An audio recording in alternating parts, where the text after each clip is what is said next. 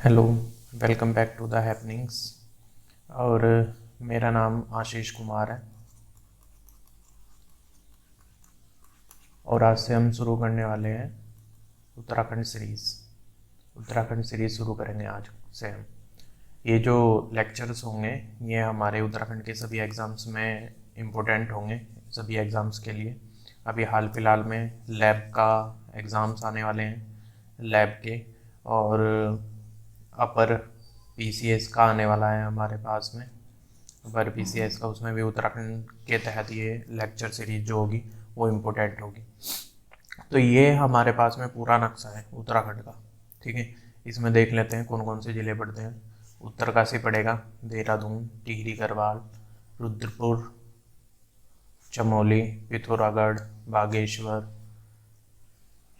गढ़वाल, हरिद्वार, अल्मोड़ा, नैनीताल, उधम सिंह नगर, ठीक है। तो ये सब चीज़ें अब हम देखते हैं कि उत्तराखंड का जो राज्य प्रतीक है, ठीक है। वैसे तो उत्तराखंड की जो स्थापना हुई थी 9 नवंबर सन 2000 को, ठीक है, 2000 को। ये अलग हो चुका था यूपी से। उत्तराखंड राज्य का जो प्रतीक चिन्ह है उसके बारे में बात करेंगे हम। उत्तराखंड शासन द्वारा प्रतीक चिन्हों का निर्धारण 2001 में किया गया, ठीक है। 2001 में किया गया था उत्तराखंड द्वारा जो प्रतीक चिन्हों का निर्धारण है, ठीक है। उत्तराखंड का राज्य चिन्ह, राज्य चिन्ह कौन सा है? शासकीय कार्यों में जिस चिन्ह का प्रयोग करते हैं वह राज्य चिन्ह होता है, ठीक है। जो भी हमारे जो ऑफिशियल वर्क होते हैं, ऑफिशियल जो लेटर्स होते हैं, उनमें जो चिन्ह का प्रयोग होता है दिखाने के लिए कि ये उत्तराखंड राज्य से आया है, उसको हम राज्य चिन्ह बोलते हैं। राज्य के चिन्ह हीरे के आकार या समचतुर्भुज जैसा प्रतीत होता है, ठीक है। हीरे के आकार का होगा या समचतुर्भुज जैसा दिखाई देगा। राज्य चिन्ह में 3 पर्वत चोटियां दिखाई देती हैं, ठीक है। इसमें क्या है? 3 पर्वत चोटियां हैं, दिखाई देती हैं, जिसमें बीच वाली चोटी पर लाल पृष्ठ होगा। बीच वाली चोटी चोटी पर लाल पृष्ठ में अशोक की लाट अंकित है। लाट के नीचे संस्कृत भाषा में सत्यमेव जयते लिखा हुआ है। क्या लिखा हुआ है? सत्यमेव जयते लिखा गया है, जो किससे लिया गया है? मुंडको उपनिषद से लिया गया है। ये चीज ध्यान रखेंगे कि जो सत्यमेव जयते है वो किससे लिया गया है? मुंडको उपनिषद से लिया गया है। पृष्ठ का जो लाल रंग होगा, ठीक है, वो शहीद राज्य आंदोलनकारियों के रक्त का प्रतीक होगा। पृष्ठ का जो लाल रंग होगा वो किसका प्रतीक होगा? वो आंदोलनकारियों के रक्त का प्रतीक होगा। राज्य चिन्ह के बीच वाले भाग में श्वेत पृष्ठ पर 4 जल धाराओं को नीले रंग में दिखाया गया है। यह जलधाराएं राज्य की गंगा, यमुना, रामगंगा व काली नदियों को दर्शाती है। राज्य चिन्ह के सबसे नीचे नीले रंग में उत्तराखंड राज्य अंकित है, ठीक है। तो ये सारी की सारी उत्तराखंड राज्य के राज्य चिन्ह को पहचानने की विशेषताएं, ठीक है। तो ये है। अब देखो, जैसा मैंने बताया था, यहाँ पर ये सत्यमेव जयते लिखा हुआ है जो मुंडकोपनिषद से लिया गया है, ठीक है। ये लाल पृष्ठ है और ये पर्वत चोटियाँ हैं, ठीक है। 1, 2 और 3 ये पर्वत चोटियाँ हैं, ठीक है। और ये 4 जलधाराएं, 1, 2, 3 और 4, ठीक है। इस तरीके से ये जो है राज्य चिन्ह बनता है। अब देखते हैं उत्तराखंड का राज्य गीत। उत्तराखंड का राज्य गीत कौन सा है? उत्तराखंड का राज्य गीत है उत्तराखंड देवभूमि मातृभूमि सत सत वंदन अभिनंदन। ये उत्तराखंड का राज्य गीत है। उत्तराखंड का राज्य गीत जो है वो कब 6 फरवरी 2016 को हेमंत बिष्ट द्वारा लिखित है, ठीक है। किसने लिखा था? हेमंत बिष्ट जी ने लिखा था। ये हेमंत बिष्ट जी ने कब लिखा था? 6 फरवरी 2016 को लिखा था, ठीक है। राज्य जो गीत है वो उसकी जो अवधि है वो कितनी है? 9 मिनट की अवधि है। कितनी है? 9 मिनट की अवधि है। राज्य गीत चयन समिति के अध्यक्ष कौन थे? लक्ष्मण सिंह बटोही। कौन थे? लक्ष्मण सिंह बटोही। ये जो फैक्ट है ये आप ध्यान रखेंगे। राज्य गीत में आवाज किसकी है? साउंड किसकी है? नरेंद्र सिंह नेगी जी की है, वह अनुराधा निराला जी की है, ठीक है। तो ये जो पॉइंट्स हैं ये ध्यान रखेंगे कि 6 फरवरी 2016 को हेमंत बिष्ट द्वारा लिखित है और 9 मिनट की अवधि है। और समिति के अध्यक्ष, जो चयन समिति के अध्यक्ष थे वो कौन थे? लक्ष्मण सिंह बटोही। और किसके द्वारा गाया गया है? नरेंद्र सिंह नेगी और अनुराधा निराला के द्वारा गाया गया है, ठीक है। अब देखते हैं उत्तराखंड राज्य पशु कस्तूरी मृग। कस्तूरी मृग की क्या क्या विशेषताएं हैं, ठीक है। कस्तूरी मृग को हिमालय का मस्क डियर भी कहा जाता है, ठीक है। हिमालय का मस्क डियर बोला जाएगा कस्तूरी मृग को। कस्तूरी मृग का जो वैज्ञानिक नाम होगा वो क्या होगा, माइस्कस काइसोगास्टर। माइस्कस काइसोगास्टर इसका जो होगा वो वैज्ञानिक नाम होगा। कस्तूरी मृग राज्य के जंगलों में 3600 मीटर से 4400 मीटर की ऊंचाई पर पाए जाएंगे, ठीक है। 3600 मीटर से 4400 मीटर की ऊंचाई पर। राज्य में कस्तूरी मृग की 4 प्रजातियां ही पाई जाएंगी, ठीक है। कितनी प्रजातियां पाई जाएंगी, 4 प्रजातियां पाई जाएंगी। कस्तूरी मृग जो होगा वो अंगुलोटा कुल व मोशिडे परिवार का सदस्य होगा। किसका, अंगुलोटा कुल का और मोशिडे परिवार का सदस्य होगा, ठीक है। कस्तूरी मृग बहुतायत में केदारनाथ, फूलों की घाटी, पिथौरागढ़ व उत्तरकाशी में पाए जाएंगे, ठीक है। कितने स्थानों पर, देखो 1, 2, 3 और 4, 4 मुख्य ऐसे स्थान हैं जहां पर मेनली जो कस्तूरी मृग हैं वो पाए जाएंगे, ठीक है। कस्तूरी मृग राज्य के अलावा और कहां कहां पर मिलता है, हिमाचल प्रदेश में मिलता है, सिक्किम में मिलता है, कश्मीर में भी पाए जाएंगे, ठीक है। 3 और ऐसी जगहें हैं जहां पर कस्तूरी मृग पाए जाते हैं, ठीक है। तो ये है भाई कस्तूरी मृग, ठीक है, ये कस्तूरी मृग है। कस्तूरी मृग की विशेषताएं देखते हैं। कस्तूरी मृग का जो रंग होगा वो भूरा होगा तथा उसमें काले पीले रंग के धब्बे पाए जाएंगे। कौन से के, काले पीले रंग के धब्बे पाए जाएंगे। कस्तूरी मृग के पैर में 4 खुर होंगे, 2 बाहर निकले नुकीले दांत होंगे और लगभग 20 इंच की ऊंचाई होगी उसकी। कितनी इंच की होगी, 20 इंच की ऊंचाई होगी। कस्तूरी मृग के जो सींग होंगे वो नहीं होते हैं, ठीक है। आत्मरक्षा के लिए 2 नुकीले दांत होंगे, ठीक है। कस्तूरी मृग के पीछे के पांव आगे की पांव की अपेक्षा लंबे होते हैं, ठीक है। पीछे के पांव, अब देख लो आप, ये जो कर्व आ रहा है मतलब ये ज्यादा लंबे होंगे और जबकि ये जो है वो सीधे हैं, तो आप समझ सकते हो। कस्तूरी मृग की विशेषता यह है कि वह अपना निवास स्थान नहीं छोड़ता, मतलब जहां पर वो रह रहा है वहां से वो नहीं जाएगा। कस्तूरी मृग को जुगाली करने वाला मृग भी कहा जाता है। कस्तूरी मृग की सूंघने की शक्ति तीक्ष्ण होती है, मतलब वो एकदम से किसी भी चीज को पकड़ सकता है। कस्तूरी मृग की औसत आयु लगभग कितनी होती है, 20 वर्ष, यानी कि 20 साल तक वो जीवित रह सकता है। मादा कस्तूरी मृग गर्भाधारण अवधि 6 माह होती है, ठीक है। कस्तूरी मृग का जो मुख्य भोजन है वो कौन सा है, केदार पाती। कस्तूरी नर मृग के गुदा में स्थित ग्रंथि से प्राप्त की जाती है। किससे की जाएगी, जो कस्तूरी है, जो इसको कस्तूरी मृग ही क्यों बोला जा रहा है, तो जो नर मृग होते हैं उनके गुदा में स्थित ग्रंथि से प्राप्त की जाएगी क्या, कस्तूरी। एक मृग से कस्तूरी 3-3 वर्ष के अंतराल में 30 से 35 ग्राम तक प्राप्त की जा सकती है, ठीक है, 3-3 वर्ष के अंतराल में। कस्तूरी जो 3 प्रकार की होती है, नेपाल की कस्तूरी को क्या बोलेंगे, कपिल बोलेंगे। कश्मीर की जो कस्तूरी होगी उसको क्या बोलेंगे, पिंगल बोलेंगे।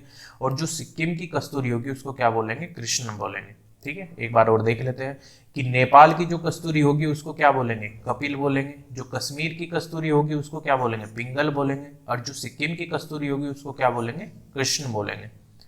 औषधि उद्योग में कस्तूरी का प्रयोग किस किस चीज में किया जाता है, दमा में, मिर्गी में, हृदय संबंधी रोगों की दवाइयां बनाने आदि में प्रयोग किया जाएगा। रासायनिक रूप से जो कस्तूरी होगी वो मिथाइल ट्राइक्लोरोपेंटाडेकेनाल होगी, मतलब उसको रासायनिक रूप से ये चीज बोला जाएगा। कस्तूरी मृग का जो संरक्षण है उसके बारे में क्या क्या हुआ है ये चीज भी जान लेते हैं। कस्तूरी मृग संरक्षण के लिए 1972 में केदारनाथ वन्य जीव विहार के अंतर्गत कस्तूरी मृग विहार की स्थापना की गई थी। कस्तूरी मृग विहार की जो स्थापना है वो चीज ध्यान रखेंगे, केदारनाथ वन्य जीव विहार के अंतर्गत की गई है, ठीक है। महरूड़ी कस्तूरी मृग अनुसंधान की स्थापना 1977 में की गई, जो बागेश्वर जिले में है। कहाँ पर है, बागेश्वर जिले में है। महरूड़ी जो कस्तूरी मृग है वो कहाँ पर है, बागेश्वर जिले में है। सर्वाधिक मात्रा में जो कस्तूरी मृग होंगे वो अशकोट वन्यजीव अभयारण्य पिथौरागढ़ में पाए जाएंगे, ठीक है। अब देखो इसमें 2 क्वेश्चन हो चुके हैं, ठीक है। एक तो सर्वाधिक जो मृग होंगे कस्तूरी मृग वो कहाँ पर पाए जाएंगे, तो वो पाए जाएंगे कहाँ पर, अस्कोट वन्यजीव अभयारण्य में। और ये जो अस्कोट वन्यजीव अभयारण्य है ये कहाँ पर है? पिथौरागढ़ में है। ठीक है, 2 क्वेश्चन हो चुके हैं। चमोली जिले के कांचुला खर्क में 1982 को कस्तूरी मृग प्रजनन व संरक्षण केंद्र की स्थापना की गई थी। ठीक है, कहाँ पर? चमोली जिले के कांचुला खर्क में। राज्य में 2005 तक कितने कस्तूरी मृग थे? 279 कस्तूरी मृग थे। ठीक है, अब देख लेते हैं उत्तराखंड राज्य का पुष्प जो है ब्रह्म कमल, इसको ध्यान रखेंगे। ब्रह्म कमल राज्य के हिमालयी क्षेत्रों में 4800 मीटर से 6000 मीटर की ऊंचाई में मिलता है। ठीक है, और ये जो ब्रह्म कमल का फूल है वो एस्टेरेसी कुल का पौधा होगा। ब्रह्म कमल का जो वैज्ञानिक नाम होगा वो क्या होगा? सोसूरिया अबेबलेटा। ठीक है, ब्रह्म कमल की अन्य प्रजाति फेन कमल व कस्तूरा कमल राज्य में मिलते हैं। जो फेन कमल होगा राज्य में सर्वाधिक ऊंचाई पर मिलता है, जिसका वैज्ञानिक नाम क्या होगा? सोसीरिया ग्रामिनीफोलिया। ब्रह्म कमल का स्थानीय नाम क्या होगा? कोलपदन। महाभारत के वन पर्व में ब्रह्म कमल को सौगंधिक पुष्प कहा गया तथा नेपाल में ब्रह्म कमल को क्या कहा गया? टोपकोला कहते हैं। ठीक है, हिमाचल प्रदेश में ब्रह्म कमल को दूधा फूल कहा जाता है। अब देखो अलग अलग जगह जो है ब्रह्म कमल को अलग अलग नाम से पुकारा जा रहा है, तो हो सके तो आप ये सभी ध्यान रखिए। अदरवाइज उत्तराखंड का तो इम्पोर्टेंट है। देखो ये कोलपदम। ठीक है, कोलपदम। कश्मीर में ब्रह्म कमल को गलगल कहा जाता है। क्या कहा जाता है? गलगल कहा जाता है। ब्रह्म कमल की विश्व में 210 प्रजाति व राज्य में 24 प्रजाति पाई जाती हैं। ठीक है,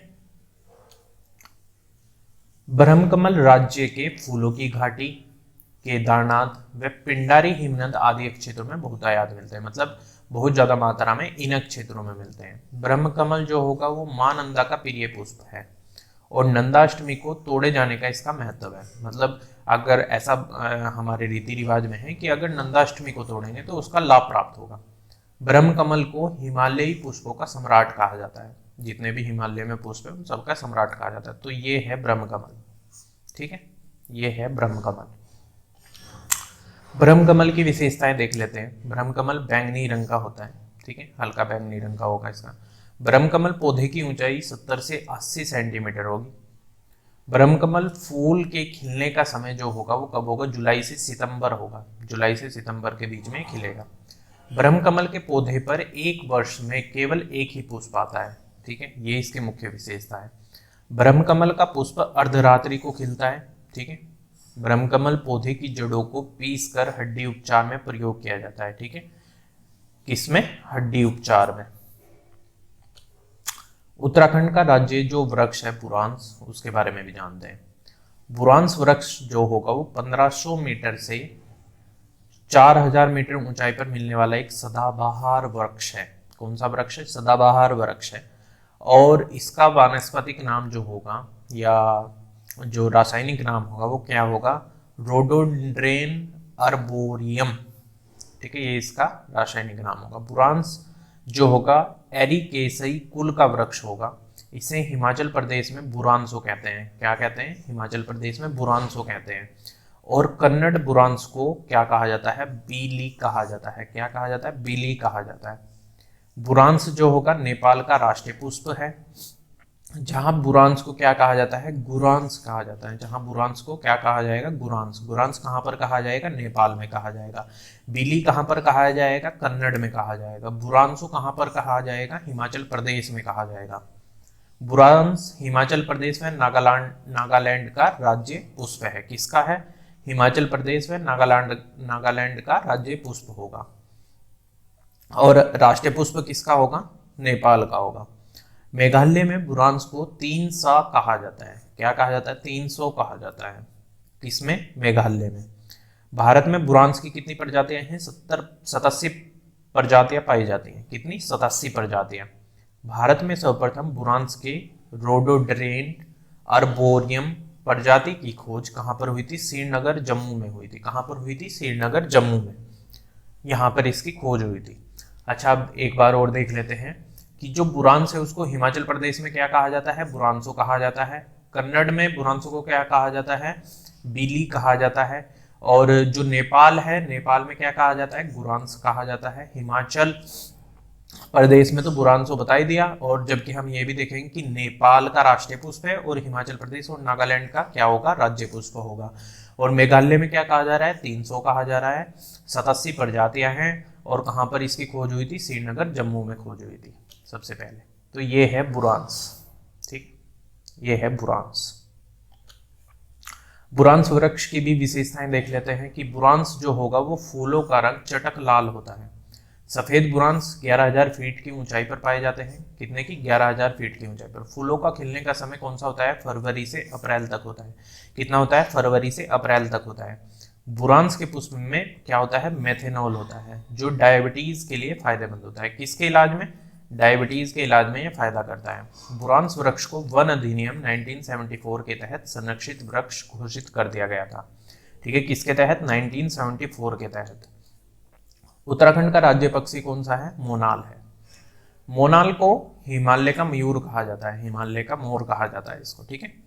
मोनाल पक्षी राज्य के 2500 से 5000 मीटर ऊंचाई वाले क्षेत्रों में मिलते हैं। वैज्ञानिक नाम क्या है, लोफोफोरस इम्पीजेनस।